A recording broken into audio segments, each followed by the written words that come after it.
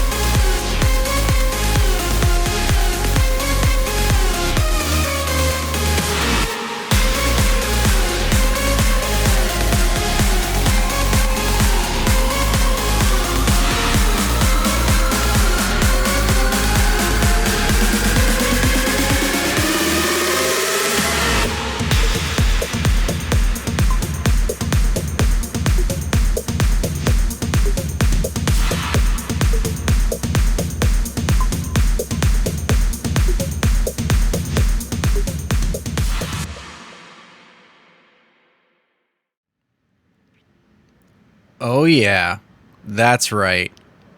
We took the entire ocean monument and replaced it with blackstone.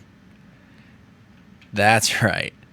Now this part didn't take terribly long. I mean, I say that, but I mean, it took a couple hours, of course, but in terms of how long this project as a whole has taken, it didn't take too long. I did customize it a little bit, so there are currently 3 archways out here. A typical ocean monument has 4. I busted out the last one, and I just to open up some more space, you know. But yeah, we've got a center column here that I've left with some water. Water within the boundaries of the ocean monument will still spawn guardians, so these are not named guardians, they will despawn when I leave. But I figured I wouldn't name them, because if I do keep some and name them, they'll just always be here. And then when new ones spawn, they'll just be an absolute surplus. So I figured, they'll spawn naturally. So we got ourselves a little water feature in the middle here.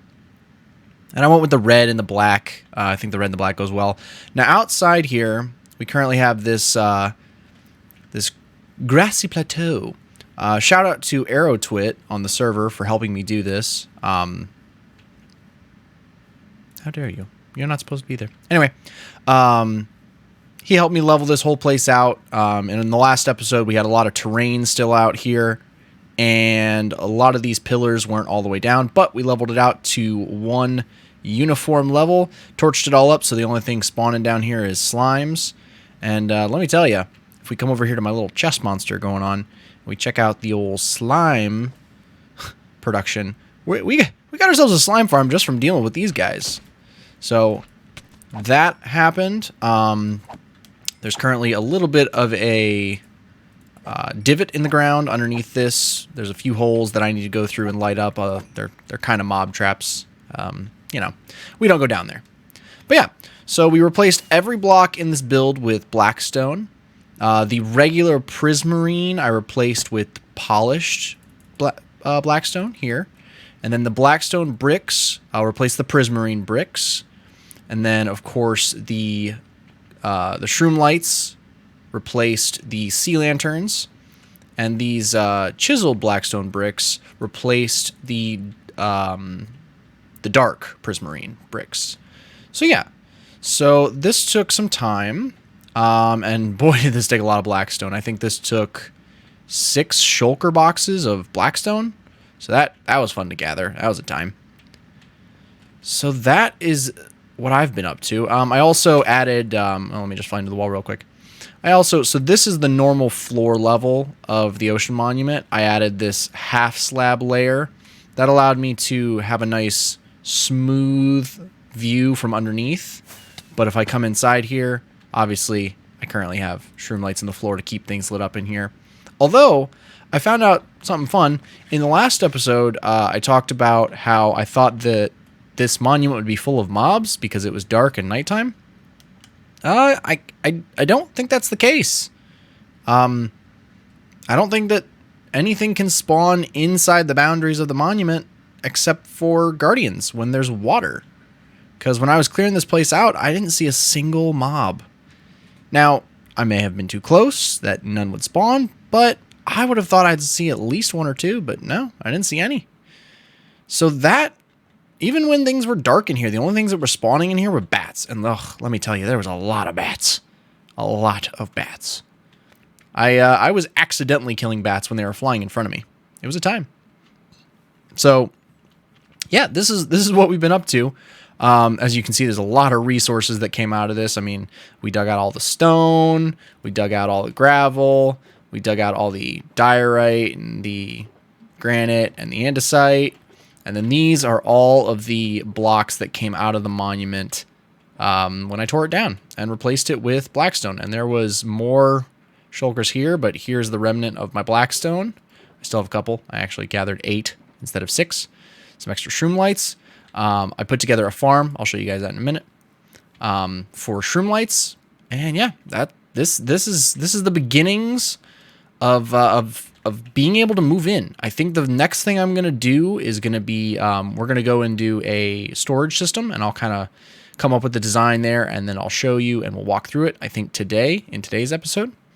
Now, one thing I did want to show you real quick, if we zoom up here, you guys will see I have 4 beacons. I had to go gather the materials for 4 more beacons. Now, these are 4 new beacons. I still have my 2 that I keep with me and I take traveling. But I went and killed a bunch of wither skeletons, got 4 more beacons, and I currently have them set for speed and regeneration, as you see in the top right corner. But if we pop underneath this little trapdoor here and we fall down, we're going to fall down on some powdered snow. And then we have these tunnels that I made down. We're at bedrock, pretty much. And if I run along this, I do have soul speed on my boots. So if I run along these soul speed Thank you, thunder. Always perfect timing. Every time I go to record, there's a thunderstorm, I tell you. Happened in the last episode and everything. Wow, this is a terrible angle. There we go. But yeah, happened in the last episode too. Thunderstorm, right while I was trying to record. Gosh, dang it. Anyway, so yeah, I have this these 4 tunnels running around to all 4 beacons. So if I need to switch the effect to maybe, I don't know, haste or jump boost or something like that, anything I want, I can come down here and I can swap the beacons pretty quick because I can sprint around to them nice and quickly with the soul speed on boots. And then currently to get out is just this. Whee. You know what? I'll be right back. I'm gonna wait till this weather clears up and then we'll continue. So give me a moment. I will be right back. All right, we're back. The thunderstorm is gone. We slept the night, and now it's gone. It's a time. Here we go. All right, so yeah, so that is kind of what's been going on here. Just an absolute mega change to what you guys saw last time. So I'm really happy with this. I'm thinking I'm probably going to do storage system along that wall, but it's also going to be highly dependent on how big my storage system is going to be and how the redstone fits into this place. These angled walls and these low ceilings towards the edge might cause some problems. We'll see. But yeah, I think we're going to do that today.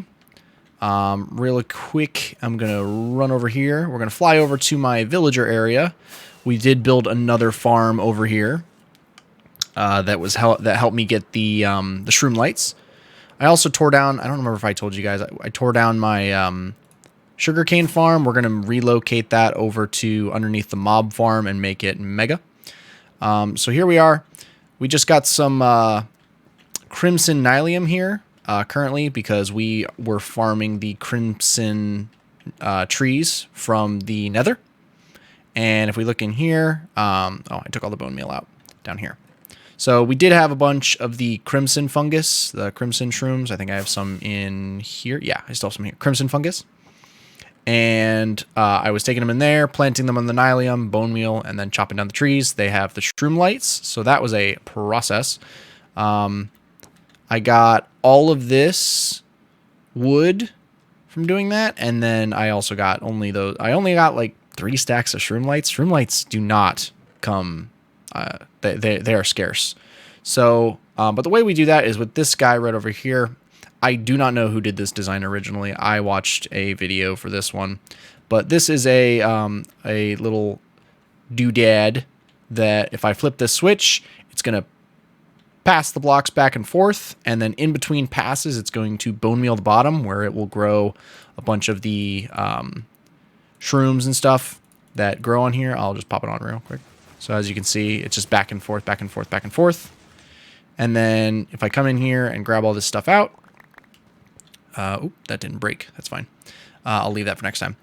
But if I come in here and grab all this stuff, I get the crimson fungus and the warped fungus, which will be used to make the trees that I can chop down for the wood and stuff. But the byproduct are these crimson roots and warped roots, which go into my bone mealificator, and it makes bone meal. And that is what kind of keeps this going. And the best part about all this is the bone meal that goes into this. This thing goes through bone meal like crazy fast. Like this will go through 9 stacks of bone meal. I've only tested it with up to 9 stacks of bone meal. But this will go through 9 stacks of bone meal in like a couple minutes, not even. But once I recycle all of the roots into bone meal here, I have enough bone meal here to then start planting trees there, and the trees that grow, their leaves, quote unquote, are blocks that I can actually put in and make more bone meal. And so what I did was I ran this machine with 9 stacks of bone meal, and I came over here with the crimson fungus that I got. I think I got like 4 stacks, maybe 4.5. And I went through and I put all the roots in for bone meal, and then I planted all of those trees using the bone meal that was created by the roots to bone meal the trees up and cut them down. And in doing that, I ended up getting all the way back up to 9 full stacks of bone meal by the time I just finished the crimson fungus. So I was able to restock the bone meal that I took and put in that machine to get all these items in the first place. I was able to get the bone meal and use it to plant 4.5 stacks of trees and make them grow. And on top of all that, I have these stacks of warped fungus that I could do the same to and get even more bone meal. So this system puts out more bone meal than is put in. So it's self-sustaining in that regard.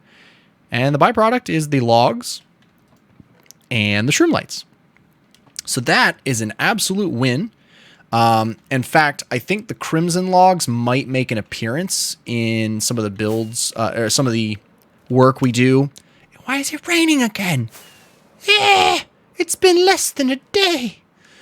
Anyway, so I think that some of the crimson wood might make an appearance in this build. I think the aesthetic I'm going to go for is with the blackstone. I'm going to change all this terrain to be more like nether-y. So like the reds and the lava and the smoking, smoldering ashes, and I'll probably have some natural trees in here. Another thunderstorm? Are you kidding me? Ah! Anyway, but that's what I'm kind of thinking is kind of going with that aesthetic. So I'm sure that the crimson wood will make somewhat of an appearance. I might even be able to like break up some of the monotony of these black, just the black stone.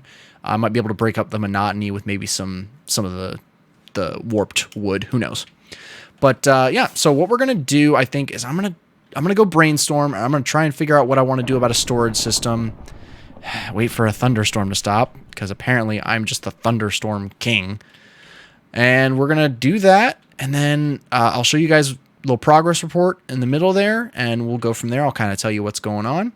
And yeah, I think that's what we're going to start with, and then eventually we'll move all of my villagers from my little outpost over by my old home over into this area. So I think that is going to be what we're going to do. I'm not going to do the villagers probably this episode, maybe in between episodes. Maybe a little time lapse at the beginning. But for now, we're going to start on the storage system and see how that goes. So hope you enjoy, and let's figure this out, because I will be honest, I have no idea what I'm going to do. We'll figure it out. That's all right. Boop. Alrighty. So you may notice we're not in a time lapse right now because I ran into a little issue. As you can see, there's no storage system in here, like I said. We had a little problem. So I was researching the design that I wanted, and I couldn't fit it in here. I mean, I probably could, but not nicely. So we had to make some adjustments. So yeah, it's not in here. This will be other stuff. But if you come back here, you'll notice that we have some holes. We have a drop, and then there is a bubble column up there. We drop down. And you drop into my storage room. So this is, of course, the up, and that's the down. We'll just ride that up. And if we come over here and drop down, I plan on having a main input chest up there on that floor, in between these two. So like right here, but up on that floor. And that will run down into the storage system. So let me walk you guys through the storage system. We still have a slime problem. That is still a thing, so you stay away from me. So the way this works is everything's going to come down through the input chest, and it is going to, I'm going to have it go through, in the ceiling, I'm going to have it go through a splitter. The splitter is going to separate out the main items, the big items that I consider to be big items. So probably stuff like stone and cobblestone and like blackstone and sand and dirt, stuff that there's just going to be a lot of. And we're going to go ahead and separate those out before everything goes through the actual rest of the system. And what they're going to do is they're going to come back here to these nifty storage silos. And the way these work is there's some redstone magic behind the wall here that we could show you. Yeah, there's storage here that just fills up, and as it fills up, sir, I'm busy. As it fills up, those redstone lamps on the wall, those go ahead and turn on. And as they turn on, they indicate that you have a full double chest of that item. So when the first double chest fills up, here on the bottom, this guy right here, what'll happen is, let me go ahead and break through this wall. So we'll break through this wall and we'll come take a look. So when this double chest fills up and this hopper starts to have items in it, this comparator will put out a signal that will go into this dust, into this repeater, and into that block, which will power that lamp, saying that, hey, the chest on this level is full because this has started to fill, and that only happens when this is full. So that is how that works. And I'm going to have all the main items doing that. I only have one piece of blackstone. I'll have to fix that hole. So I'm going to have a couple more of these. I only built the 4 for now. I'm going to build these kind of where there's these 5 gaps in between the lights. That's where I'm going to do these because then it has this little nice block in the middle. So I could do this here. So I could do it. I could do up to 12 storage silos with the spacing that I currently have. I could do more in this area, but I haven't done that yet. So I think I could probably fit 14 storage silos on this wall. Pretty nicely spaced in a way that I like. So that is going to be for items that there's a lot of that won't just be in this area here.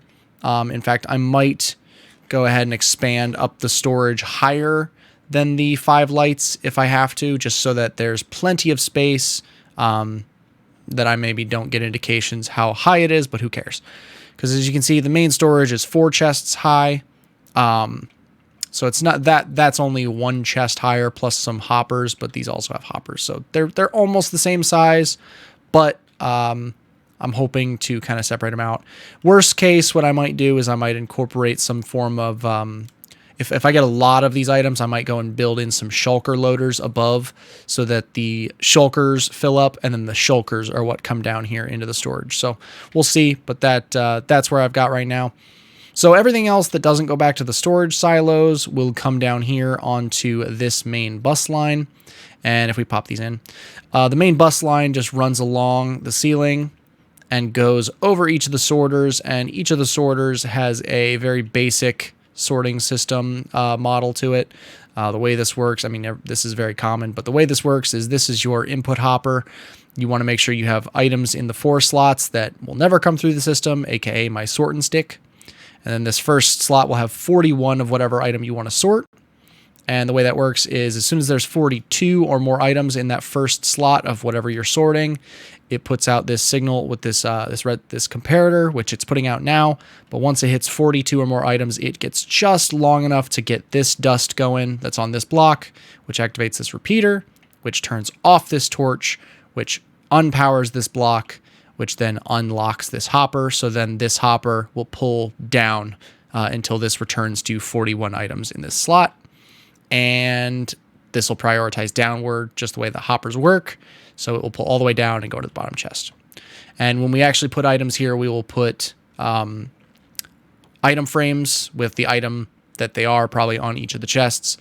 So this should have, I believe, 48 different columns to sort, and I think these last 5 are going to be overflow items, so items that can't be sorted, like unstackable items such as like armor and stuff, as well as anything that ends up going into my sorting system that doesn't go in any of these chests. But yeah, the main bus line just runs above all these chests over here, and I'm going to hide it in the ceiling a little better, and it ends up over here where there's those slime balls we just put in, and this will be the end of the main bus line. So yeah, that is my storage system. Oh, the other thing that I wanted to show you, so there's these buttons on the ground. I rigged these up so that they are going to be the thing I showed you in the last clip where they drop you down and you end up down here where we can run around and change what our beacons are. And when we're not using it, we can just fly out real quick and just hit any of the buttons and it will close right back up. So the circuit I did for that, I will go into the floor for you guys. This is the circuit that I built for that. It works with a monostable circuit. There's a sticky piston underneath this block. When a button is pressed, it puts out 2 signals, a activating and deactivating into this note block, which the the observer reads twice. The first pulse, it causes this block to push. And since it's a 1-tick pulse, when a piston receives a 1 tick pulse, it spits out the block instead of pushing and pulling. So it'll spit out the block to here. Then this comparator will see that block update. It'll activate, which activates this one that's looking at it, which activates this one that's looking at it. And then this will put out a signal here that'll come through here and activate the monostable circuit. And what that does is it pushes a power through the block. But as soon as it does, the piston underneath will extend. And so the only thing that gets through here is a 1 tick into this repeater. And then that 1 tick causes this piston to grab and retract the block, which opens the door. And then when the second pulse comes through from the button, because it puts 2 pulses through, it'll retract this block back into its original position, and it'll put another pulse through this system, because this puts a pulse through the system regardless of if this is pushing or pulling. And when a second pulse comes through, it'll extend the piston again and pull the block back into place, because this will have been left up here because it's a 1 tick pulse. So it'll spit out the block up here, and then the second time when it comes through, it'll pull it back, but it won't put a signal through. So that allows it so that any of those buttons will activate the door, because it'll put a pulse through into this line, and only the first pulse of the 2 that come through will actually be read and put into the monostable circuit and into opening of the door. So that is how that works. Hopefully you understand. But yeah, that is my storage system. Not exactly according to plan. This dig project was massive and took a long time because, well, it's a big room, and I wasn't expecting to have to build it because, you know, I was supposed to build my storage system up top, but I couldn't get these monstrosities to fit. I forgot that these monstrosities from back to front are 7 blocks. 1, 2, 3, 4, 5, 6, 7. And that's if you don't leave any room. I did leave some room on all sides just so I could move around. But I do plan on building some pillars like right here once everything's all said and done, so that you can't get back into this area. But just I built it so that I could have a double wide wall, so I can maybe do some internal and external decorations for now. But if that doesn't work out, I can always just add a little more storage. The nice thing about the bus line is that you can easily just modular add more modules. So if I really didn't want this gap here, I could add a module here and a module here and a module here. So we'll see how that goes. But these are just temporary build walls to kind of show the floor plan. This will be a solid wall. That'll be a solid wall. But this will be open, so you can come in here to this main middle area and just have access to all of your items. And I think at one point I'm going to move all of my villagers down here along these walls over here. I think is what I'm going to do. Probably all my librarians over there and all my guys that I trade for emeralds and stuff over here, just so I can kind of get stuff going for those. But they'll probably move over here at some point. But yeah, anyway, that's my project that I've been working on, and boy, it's been a doozy, and it's been fun. Hello, I'm in the camera. Whoop. And here we are up at top. So with that, I think I'm going to go ahead and end the episode. Thank you guys so much for your patience in getting this episode out to you guys. I know it's been many months since we played. Lots of busy stuff kept me away. Destiny released some updates, as some of you know, and I was very much in doing that. So that was keeping me away, plus a couple other new games. Just kind of fell off on Minecraft. But I didn't want to forget about it. The server's still here, and I can't wait to play with all my friends again. So we're back again and putting out episodes, hopefully kind of regularly, probably every week or two, is the fingers crossed. But yeah, thank you guys so much for tuning in. As usual, I appreciate you all for being here. You guys are my favorite. Thank you so much. I love you. If you haven't already, please make sure to like. Don't forget to drop a comment down below. Let me know what you think of this gray carpet. This gray carpet over these shroom lights. I was debating either gray carpet, red carpet, black carpet, or some other block. So if you have any thoughts on that, let me know down in the comments. And let me know what you think of the new build. Let me know what you think down in the comments. And if you haven't already, please don't forget to subscribe. That helps me out a ton. Thank you guys so much for watching. As always, I will hopefully see you in the next one. Thank you guys again. Been a good one. We'll see you in the next one. Peace.